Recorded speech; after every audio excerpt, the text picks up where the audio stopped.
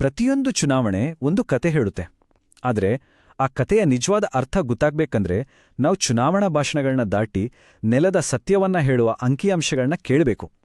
ನಮ್ಮ ಇವತ್ತಿನ ಈ ವಿಶ್ಲೇಷಣೆಯ ಉದ್ದೇಶ ಒಂದು ಕ್ಷೇತ್ರವನ್ನ ಹೇಗೆ ಗೆಲ್ಲಬಹುದು ಅಂತ ತಿಳ್ಕೊಳ್ಳೋದಷ್ಟೇ ಅಲ್ಲ, ಬದಲಾಗಿ ಜನರ ನಿಜವಾದ ಅವಶ್ಯಕತೆಗಳೇನು ಅಂತ ಡೇಟಾ ಮೂಲಕ ಅರ್ಥ ಮಾಡಿಕೊಂಡು ಅವರಿಗೆ ಒಂದು ಉತ್ತಮ ಆಡಳಿತ ಕೊಡೋದು ಹೇಗೆ ಅನ್ನೋದಕ್ಕೆ ಒಂದು ಬ್ಲೂಪ್ರಿಂಟ್ ಸಿದ್ಧಪಡಿಸೋದು. ನಾವು ತುಂಬಾನೇ ಕಷ್ಟಪಟ್ಟು ದುಡಿತೀವಿ, ಆದ್ರೆ ನಮ್ಮ ಕೈಯಲ್ಲಿ ಏನೂ ಉಳಿಯಲ್ಲ. ಮೊಳಕಾಲ್ಮೂರಿನ ಒಬ್ಬ ರೈತನ ಈ ಮಾತಿದೆಯಲ್ಲ, ಇದು ಆ ಕ್ಷೇತ್ರದ ಸಾವಿರಾರು ಜನರ ನೋವಿನ ಧ್ವನಿ. ಈ ಒಂದು ವಾಕ್ಯದ ಹಿಂದಿರೋ ಹತಾಶೆ ಮತ್ತು ಸಂಕಟವನ್ನ ನಾವು ಮೊದಲು ಅರ್ಥ ಮಾಡ್ಕೊಳ್ಬೇಕು. ಯಾಕಂದ್ರೆ ನಾವು ಮುಂದೆ ನೋಡೋ ಪ್ರತಿಯೊಂದು ಡೇಟಾ ಈ ಮಾತಿನ ಹಿಂದಿನ ಸತ್ಯವನ್ನೇ ಬಿಚ್ಚಿಡುತ್ತೆ. ಬನ್ನಿ, ಮೊದಲು ಮೊಳಕಾಲ್ಮೂರು ಕ್ಷೇತ್ರದ ನಾಡಿಮಿಡಿತವನ್ನ ಅರ್ಥ ಮಾಡಿಕೊಳ್ಳೋಣ. ಯಾವುದೇ ರಾಜಕೀಯ ವಿಶ್ಲೇಷಣೆಗಿಂತ ಮುಂಚೆ ಆ ಮಣ್ಣಿನ ಗುಣ, ಅಲ್ಲಿನ ಜನರ ಜೀವನ ಶೈಲಿ ಮತ್ತು ಸಾಮಾಜಿಕ ವಾಸ್ತವಗಳನ್ನು ತಿಳಿಯೋದು ಬಹಳ ಮುಖ್ಯ. ಎಲ್ಲಿದೆ ಈ ಮೊಳಕಾಲ್ಮೂರು, ಏನಿದರ ವಿಶೇಷತೆ? ಕರ್ನಾಟಕದ ನಕ್ಷೆಯಲ್ಲಿ ನೀವು ನೋಡ್ತಿರೋ ಹಾಗೆ ಚಿತ್ರದುರ್ಗ ಜಿಲ್ಲೆಯಲ್ಲಿರೋ ಈ ಪ್ರದೇಶವೇ ಮೊಳಕಾಲ್ಮೂರು ವಿಧಾನಸಭಾ ಕ್ಷೇತ್ರ, ಸಂಖ್ಯೆ 97. ಇದೊಂದು ಪರಿಶಿಷ್ಟ ಪಂಗಡದವರಿಗೆ ಅಂದ್ರೆ ಎಸ್ಟಿ ಸಮುದಾಯಕ್ಕೆ ಮೀಸಲಾದ ಕ್ಷೇತ್ರ. ಇದರ ಭೌಗೋಳಿಕ ಸ್ಥಾನ ಮತ್ತು ಮೀಸಲಾತಿ ಎರಡೂ ಇಲ್ಲಿನ ರಾಜಕೀಯದ ಮೇಲೆ ನೇರವಾದ ಪ್ರಭಾವ ಬೀರುತ್ತೆ. ಈ ಕ್ಷೇತ್ರದ ಸೋಷಿಯಲ್ ಮೇಕಪ್ ನೋಡಿದ್ರೆ ಸುಮಾರು 89% ಜನ ಹಳ್ಳಿಗಳಲ್ಲೇ ಇರೋದು. ಇಲ್ಲಿನ ಜನಸಂಖ್ಯೆಯಲ್ಲಿ 37.4% ಪರಿಶಿಷ್ಟ ಪಂಗಡದವರು ಮತ್ತು 19.8% ಪರಿಶಿಷ್ಟ ಜಾತಿಯವರು. ಅಂದ್ರೆ ಅರ್ಧಕ್ಕಿಂತ ಹೆಚ್ಚು ಜನ ಈ ಎರಡು ಸಮುದಾಯಗಳಿಗೆ ಸೇರಿದವರಾಗಿದ್ದಾರೆ. ಸೊ ಇವರ ಆಸೆ ಆಕಾಂಕ್ಷೆಗಳೇ ಇಲ್ಲಿನ ರಾಜಕೀಯದ ದಿಕ್ಕನ್ನ ನಿರ್ಧರಿಸುತ್ತೆ. 47.8%. ಈ ಸಂಖ್ಯೆ, ಇದನ್ನ ಕೇಳಿದ್ರೆ ಒಂದು ಕ್ಷಣ ಆಘಾತ ಆಗುತ್ತೆ. ಇದು ಮೊಳಕಾಲ್ಮೂರಿನಲ್ಲಿರೋ ಮಹಿಳಾ ಸಾಕ್ಷರತೆಯ ಪ್ರಮಾಣ. ಅಂದ್ರೆ ಆ ಕ್ಷೇತ್ರದ ಪ್ರತಿ 2 ಅಮ್ಮಂದಿರಲ್ಲಿ, ಅಕ್ಕ ತಂಗಿಯರಲ್ಲಿ ಒಬ್ಬರಿಗೆ ಅಕ್ಷರಜ್ಞಾನ ಇಲ್ಲ. ಇದು ಬರೀ ಒಂದು ನಂಬರ್ ಅಲ್ಲ, ಇದು ಒಂದು ಇಡೀ ಜನರೇಷನ್ನ ಭವಿಷ್ಯಕ್ಕೆ ಬೀಳುತ್ತಿರುವ ದೊಡ್ಡ ಹೊಡೆತ. ಈ ಭೂಮಿ ಅಕ್ಷರಶಃ ಸಂಕಷ್ಟದಲ್ಲಿದೆ. ಒಂದು ಕಡೆ 65% ಮಳೆ ಕೊರತೆಯಿಂದಾಗಿ ತೀವ್ರ ಬರಗಾಲ, ಇನ್ನೊಂದು ಕಡೆ ಸರ್ಕಾರದ ನರೇಗಾ ಯೋಜನೆಯ 92% ಕೆಲಸದ ದಿನಗಳು ಆಗ್ಲೇ ಮುಗಿದೋಗಿವೆ. ಇದರರ್ಥ ತುಂಬಾ ಸಿಂಪಲ್: ಜನರಿಗೆ ಕೆಲಸ ಇಲ್ಲ, ಕೈಲಿ ದುಡ್ಡಿಲ್ಲ, ಅವರು ಅಸಹಾಯಕರಾಗಿ ಸರ್ಕಾರದ ಕಡೆ ನೋಡ್ತಿದ್ದಾರೆ. ಹೀಗಿರುವಾಗ 2023ರ ಚುನಾವಣೆಯಲ್ಲಿ ಮತದಾರರು ಕೊಟ್ಟ ತೀರ್ಪೇನು ಹೇಳುತ್ತೆ? ಡೇಟಾವನ್ನ ಆಳವಾಗಿ ನೋಡಿದಾಗ ನಮಗೆ 3 ಸ್ಪಷ್ಟವಾದ ಸಿಗ್ನಲ್ಗಳು ಕಾಣಿಸ್ತವೆ. ಇವು ಬರೀ ರಿಸಲ್ಟ್ಸ್ ಅಲ್ಲ, ಬದಲಾಗಿ ಆಳುವವರಿಗೆ ಜನ ಕೊಟ್ಟ ವಾರ್ನಿಂಗ್ ಬೆಲ್ಸ್. ಮೊದಲನೇ ಸಿಗ್ನಲ್ ವೋಟ್ ಶೇರ್ನಲ್ಲಿ ಆದ ದೊಡ್ಡ ಬದಲಾವಣೆ. ಈ 2 ಬಾರ್ ಚಾರ್ಟ್ಗಳನ್ನು ಸ್ವಲ್ಪ ಗಮನವಿಟ್ಟು ನೋಡಿ. 2018ರಲ್ಲಿ ಬಿಜೆಪಿಗೆ 43.6% ವೋಟ್ಸ್, ಕಾಂಗ್ರೆಸ್ಗೆ ಕೇವಲ 21.8%. ಈಗ 2023ಕ್ಕೆ ಬನ್ನಿ. ಬಿಜೆಪಿಯ ವೋಟ್ ಶೇರ್ ಹೆಚ್ಚು ಕಡಿಮೆ ಅಲ್ಲೇ ಇದೆ, 42.9%. ಆದರೆ ಕಾಂಗ್ರೆಸ್ ನೋಡಿ, ಸೀದಾ 21.8%ಇಂದ 53.8%ಗೆ ಜಂಪ್ ಆಗಿದೆ, ಪ್ಲಸ್ 32%. ಇದು ಸಣ್ಣ ಬದಲಾವಣೆ ಅಲ್ಲ, ಇದೊಂದು ರಾಜಕೀಯ ಸುನಾಮಿ ಅಂತಾನೆ ಹೇಳಬೇಕು. ಇದು ಆಡಳಿತ ವಿರೋಧಿ ಅಲೆಯ ಸ್ಪಷ್ಟ ಸೂಚನೆ. ಇಲ್ಲಿನ ವೋಟರ್ಸ್ ಸುಮ್ಮನೆ ಪಕ್ಷ ಬದಲಾಯಿಸಿಲ್ಲ, ಬದಲಾಗಿ ಯೋಚನೆ ಮಾಡಿ ಒಂದು ಬದಲಾವಣೆ ಬೇಕೇ ಬೇಕು ಅಂತ ಕೊಟ್ಟ ತೀರ್ಪು ಇದು. ಇದು ಜನರ ಆಳವಾದ ಅಸಮಾಧಾನವನ್ನ ತೋರಿಸುತ್ತೆ. ಎರಡನೇ ಸಿಗ್ನಲ್ ಅಭಿವೃದ್ಧಿಯಲ್ಲಿನ ದೊಡ್ಡ ಕಂದಕ. ನಮ್ಮ ಡೆವಲಪ್ಮೆಂಟ್ ಗ್ಯಾಪ್ ಇಂಡೆಕ್ಸ್ ಪ್ರಕಾರ ಜನರ ಮೂಲಭೂತ ಅವಶ್ಯಕತೆಗಳೇ ಪೂರೈಕೆಯಾಗಿಲ್ಲ. ರಸ್ತೆಗಳ ವಿಷಯದಲ್ಲಿ 100ಕ್ಕೆ ಕೇವಲ 30 ಅಂಕ, ನೀರಿನ ವಿಷಯದಲ್ಲಿ 40 ಮತ್ತು ಉದ್ಯೋಗದ ವಿಷಯದಲ್ಲಿ ಕೇವಲ 20. ಈ ನಂಬರ್ಗಳು ಹಾಳಾದ ರಸ್ತೆಗಳು, ಖಾಲಿ ಬಿಂದಿಗೆಗಳು ಮತ್ತು ನಿರುದ್ಯೋಗಿ ಯುವಕರ ಕಥೆಯನ್ನ ಹೇಳ್ತಿದೆ. ಮೂರನೇ ಮತ್ತು ಎಲ್ಲಕ್ಕಿಂತ ಮುಖ್ಯವಾದ ಸಿಗ್ನಲ್ ಜನರ ಸಮಸ್ಯೆಗಳು ದೊಡ್ಡ ದೊಡ್ಡ ಸಿದ್ಧಾಂತಗಳ ಬಗ್ಗೆ ಅಲ್ಲ, ಅವರ ದಿನನಿತ್ಯದ ಬದುಕಿನ ಬಗ್ಗೆ. ನರೇಗಾ ಕೂಲಿ ಸರಿಯಾದ ಸಮಯಕ್ಕೆ ಸಿಗದಿರೋದು, ಪದೇ ಪದೇ ಬೆಳೆ ಹಾಳಾಗೋದು, ಕುಡಿಯೋ ನೀರಿನ ಪೈಪ್ಲೈನ್ ಕೆಲಸ ಇನ್ನೂ ಮುಗಿಯದಿರೋದು, ಮತ್ತೆ ಗ್ಯಾಸ್ ಸಿಲಿಂಡರ್ ಬೆಲೆ ಏರಿಕೆ. ಹೊಟ್ಟೆಪಾಡಿಗಾಗಿ ಹೋರಾಟ ನಡಿಬೇಕಾದ್ರೆ ಬೇರೆ ಎಲ್ಲವೂ ಸೈಡ್ಗೆ ಹೋಗುತ್ತಲ್ವಾ? ಸರಿ, ಈ ತೀರ್ಪು ಯಾಕೆ ಬಂತು ಅಂತ ಇನ್ನಷ್ಟು ಆಳಕ್ಕೆ ಇಳಿಯೋಣ. ಈ ರಿಸಲ್ಟ್ ಬರೀ ಅಭ್ಯರ್ಥಿಗಳ ಮೇಲೆ ನಿಂತಿಲ್ಲ, ಇದು ಸಿಸ್ಟಮ್ ಫೇಲ್ಯೂರ್ನ ಕಥೆ, ಜನರ ನಿರೀಕ್ಷೆಗಳು ಮತ್ತು ವಾಸ್ತವದ ನಡುವಿನ ಅಂತರದ ಕಥೆ. ಹಿಂದಿನ ಶಾಸಕರಾದ ಎಸ್ ತಿಪ್ಪೇಸ್ವಾಮಿಯವರನ್ನ ನೋಡಿದ್ರೆ ಅವರಿಗೆ ಸ್ಥಳೀಯವಾಗಿ ಒಳ್ಳೆ ಹಿಡಿತ ಇತ್ತು, ಬುಡಕಟ್ಟು ಸಮುದಾಯದ ಜೊತೆ ಆಳವಾದ ಸಂಬಂಧ ಇತ್ತು.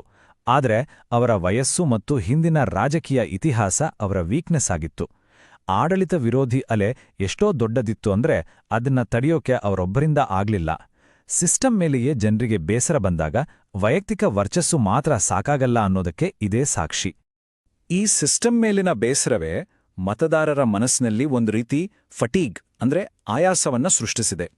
ಇದು ಕೇವಲ ಒಂದೆಲೆಕ್ಷನ್ನ ಕೋಪ ಅಲ್ಲ, ಬದಲಾಗಿ ವರ್ಷಗಳಿಂದ ಈಡೇರದ ಭರವಸೆಗಳಿಂದ ಜನರ ತಾಳ್ಮೆ ಕಟ್ಟೆ ಒಡೆದಿದೆ. ಈ ಮನಸ್ಥಿತಿಯನ್ನ ನಾವು ಅರ್ಥ ಮಾಡ್ಕೋಬೇಕು. ಇದನ್ನ ನಾವು ವೆಲ್ಫೇರ್ ಫಟೀಗ್ ಅಂತ ಕರಿತೀವಿ. ಅಂದ್ರೆ ಸರ್ಕಾರಗಳು ಉಚಿತ ಕೊಡುಗೆಗಳನ್ನ ಕೊಟ್ರೂ ಬಡತನದ ಮೂಲ ಕಾರಣಗಳಾದ ನೀರು, ಉದ್ಯೋಗದಂಥ ಸಮಸ್ಯೆಗಳು ಬಗೆಹರಿಯದಿದ್ದಾಗ ಜನರಲ್ಲಿ ಒಂದು ರೀತಿ ನಿರಾಸಕ್ತಿ ಶುರುವಾಗುತ್ತೆ. ಜನರಿಗೆ ಬೇಕಾಗಿರೋದು ಬರೀ ದಾನ ಅಲ್ಲ, ಅವರಿಗೆ ಘನತೆಯಿಂದ ಬದುಕೋಕೆ ಬೇಕಾದ ಅವಕಾಶಗಳು. ನಮ್ಮ ಸಂವಿಧಾನ ಕೂಡ ಪ್ರತಿಯೊಬ್ಬರಿಗೂ ಘನತೆಯಿಂದ ಬದುಕುವ ಹಕ್ಕನ್ನು ಕೊಟ್ಟಿದೆ. ಆ ಘನತೆ ಬರೋದು ಸ್ವಾವಲಂಬನೆಯಿಂದ, ಕೇವಲ ಸವಲತ್ತುಗಳಿಂದಲ್ಲ. ಇದು ಅಭ್ಯರ್ಥಿಯ ರಿಟೈನಬಿಲಿಟಿ ಸ್ಕೋರ್ 100ಕ್ಕೆ 60. ಇದು ಒಂದು ಬಾರ್ಡರ್ ಲೈನ್ ಸ್ಕೋರ್. ಇದರ ಅರ್ಥ ರಿಸ್ಕ್ ಇದೆ. ಪಕ್ಷ ಇವರ ಕ್ಯಾಂಡಿಡೇಚರ್ ಬಗ್ಗೆ ಇನ್ನೊಮ್ಮೆ ಎಚ್ಚರಿಕೆಯಿಂದ ಯೋಚನೆ ಮಾಡಬೇಕಾಗತ್ತೆ. ಯಾಕಂದ್ರೆ ಜನರ ಮೂಡ್ ನೋಡಿದ್ರೆ ಬರೀ ಲೋಕಲ್ ಇನ್ಫ್ಲೂಯೆನ್ಸ್ ಇದ್ರೆ ಸಾಲ್ದು ಅಂತ ಈ ನಂಬರ್ ಸ್ಪಷ್ಟವಾಗಿ ಹೇಳ್ತಿದೆ. ಹಾಗಿದ್ರೆ ಮುಂದೇನು? ಸಮಸ್ಯೆಯನ್ನ ಹೇಳೋದು ಸುಲಭ, ಪರಿಹಾರ ಏನು? ಬನ್ನಿ ಈಗ ಆಡಳಿತಕ್ಕಾಗಿ ಒಂದು ಕ್ಲಿಯರ್ ಡೇಟಾ ಡ್ರಿವನ್ ಬ್ಲೂಪ್ರಿಂಟ್ ನೋಡೋಣ. ಬರೀ ಭರವಸೆಗಳಲ್ಲ, ಬದಲಾಗಿ ಆಕ್ಷನ್ ಓರಿಯೆಂಟೆಡ್ ಯೋಜನೆಗಳ ಮೂಲಕ ಜನರ ನಂಬಿಕೆಯನ್ನ ವಾಪಸ್ ಗಳಿಸೋದು ಹೇಗೆ? ಮೊಳಕಾಲ್ಮೂರಿನ ಭವಿಷ್ಯಕ್ಕೆ 3 ಗಟ್ಟಿ ಕಂಬಗಳು ಬೇಕು. ಮೊದಲನೇದು ನೀರಾವರಿ ಮೂಲಸೌಕರ್ಯವನ್ನ ಪೂರ್ಣಗೊಳಿಸೋದು. ಎರಡನೇದು ಹಳ್ಳಿಗಳಿಗೆ ರಸ್ತೆ ಸಂಪರ್ಕವನ್ನ ವೇಗವಾಗಿ ಮಾಡೋದು. ಮತ್ತು ಮೂರನೇದು ಸ್ಥಳೀಯವಾಗಿ ಉದ್ಯೋಗ ಮತ್ತು ಕೌಶಲ್ಯ ಕೇಂದ್ರವನ್ನ ಸ್ಥಾಪಿಸೋದು. ಈ 3 ಯೋಜನೆಗಳು ಜನರ ಮುಖ್ಯ ಸಮಸ್ಯೆಗಳಿಗೆ ನೇರವಾದ ಉತ್ತರಗಳು. ಮೊದಲನೇ ಕಂಬ ನೀರು. ಪಾವಗಡ ಬಹುಗ್ರಾಮ ಕುಡಿಯುವ ನೀರಿನ ಯೋಜನೆಯನ್ನ ಪೂರ್ತಿಗೊಳಿಸಿ ಮೊಳಕಾಲ್ಮೂರಿನ 132 ಹಳ್ಳಿಗಳಿಗೆ ನೀರು ತಲುಪಿಸೋದು ಮೊದಲ ಆದ್ಯತೆಯಾಗಬೇಕು. ಇದರ ಮೇಲಿನ ಹೂಡಿಕೆಯ ಲಾಭ ಅಂಶ ದೊಡ್ಡದು. ಜನರ ಆರೋಗ್ಯ ಚೆನ್ನಾಗಿರುತ್ತೆ, ನೀರಿಗಾಗಿ ಹೆಣ್ಮಕ್ಳು ಪಡೋ ಶ್ರಮ ಕಡಿಮೆ ಆಗತ್ತೆ. ಇದು ಬರೀ ಪೈಪ್ಲೈನ್ ಅಲ್ಲ, ಇದು ಜೀವನಾಡಿ. ಎರಡನೇ ಕಂಬ ರಸ್ತೆಗಳು. ಪ್ರಧಾನಮಂತ್ರಿ ಗ್ರಾಮ ಸಡಕ್ ಯೋಜನೆಯಡಿ ಎಲ್ಲಾ ಹಳ್ಳಿಗಳಿಗೆ ಒಳ್ಳೆಯ ರಸ್ತೆಗಳನ್ನು ಮಾಡೋದನ್ನ ಫಾಸ್ಟ್ ಟ್ರ್ಯಾಕ್ ಮಾಡಬೇಕು. ಒಳ್ಳೆ ರಸ್ತೆಗಳಿದ್ರೆ ರೈತರು ತಮ್ಮ ಬೆಳೆಯನ್ನ ಸುಲಭವಾಗಿ ಮಾರುಕಟ್ಟೆಗೆ ತರಬಹುದು.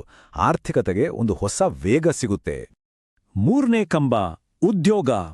ಮೊಳಕಾಲ್ಮೂರ್ನಲ್ಲಿ ಒಂದು 25 ಕೋಟಿ ರೂಪಾಯಿ ವೆಚ್ಚದಲ್ಲಿ ಗ್ರಾಮೀಣ ನಾವೀನ್ಯತಾ ಕೇಂದ್ರ ಸ್ಥಾಪಿಸಬೇಕು. ಇದರಿಂದ ಸ್ಥಳೀಯವಾಗಿ ಸುಮಾರು 500 ಜನರಿಗೆ ಕೆಲಸ ಸಿಗುತ್ತೆ. ಬೇರೆ ಕಡೆ ವಲಸೆ ಹೋಗೋದು ತಪ್ಪುತ್ತೆ, ರೈತರ ಆದಾಯನೂ ಹೆಚ್ಚಾಗುತ್ತೆ. ಆದರೆ ಈ ರೀತಿ ಯೋಜನೆಗಳಿಗೆ ಜನರ ಡೇಟಾವನ್ನು ಬಳಸುವಾಗ ಭಾರತದ ಹೊಸ ಡಿಪಿಡಿಪಿ ಕಾಯ್ದೆಯಡಿ ಅವರ ಖಾಸಗಿತನವನ್ನು ಗೌರವಿಸೋದು ಮತ್ತು ಅವರಿಂದ ಒಪ್ಪಿಗೆ ಪಡೆಯೋದು ತುಂಬಾ ಮುಖ್ಯ. ಕೊನೆಯದಾಗಿ ಜನರ ನಂಬಿಕೆಯನ್ನ ಗಳಿಸೋದು ಹೇಗೆ? ಇದು ರಾಜಕೀಯವನ್ನ ಮೀರಿದ ಮಾತು. ಮೊಳಕಾಲ್ಮೂರಿನ ಜನಾದೇಶದಿಂದ ನಾವು ಕಲಿಬೇಕಾದ ದೊಡ್ಡ ಪಾಠ ಅಂದ್ರೆ ಜನರಿಗೆ ಬರೀ ಭರವಸೆಗಳು ಬೇಡ, ಅವರಿಗೆ ರಿಸಲ್ಟ್ಸ್ ಬೇಕು. ಆ 32% ವೋಟ್ ಸ್ವಿಂಗ್ ಇದೆಯಲ್ಲ, ಅದೊಂದು ಸೈಲೆಂಟ್ ವಾರ್ನಿಂಗ್. ಜನ ಎಲ್ಲವನ್ನೂ ನೋಡ್ತಿದ್ದಾರೆ, ನಿಮ್ಮ ಕೆಲಸವನ್ನ ಅಳಿತಿದ್ದಾರೆ ಮತ್ತು ಸರಿಯಾದ ಟೈಮಲ್ಲಿ ಉತ್ತರ ಕೊಡ್ತಾರೆ. ಜನರ ವೋಟನ್ನ ಯಾವತ್ತೂ ಲಘುವಾಗಿ ತಗೋಬಾರ್ದು. ಅದನ್ನ ಪ್ರತಿದಿನ ಕೆಲ್ಸದ ಮೂಲಕ ಗಳಿಸ್ಬೇಕು.